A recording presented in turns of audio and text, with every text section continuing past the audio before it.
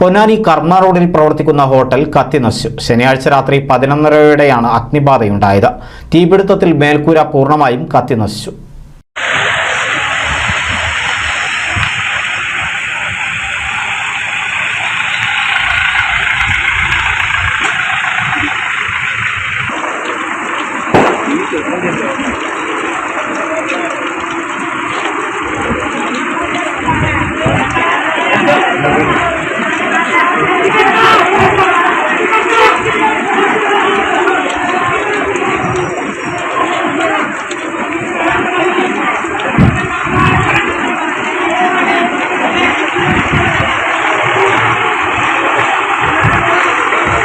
പൊന്നാനി കർമ്മ റോഡിൽ പ്രവർത്തിക്കുന്ന ടർമിറൻ എന്ന ഹോട്ടലിലാണ് തീപിടുത്തമുണ്ടായത്.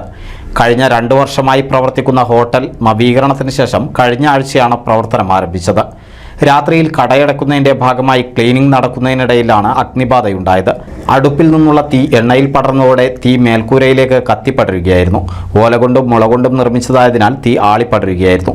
പൊന്നാനി ഫയർഫോഴ്സ് സ്ഥലത്തെത്തി നാട്ടുകാരുടെ സഹായത്തോടെ തീയണച്ചു. ലക്ഷങ്ങളുടെ നാശനഷ്ടം കണക്കാക്കുന്നു. NCV news Ponnani.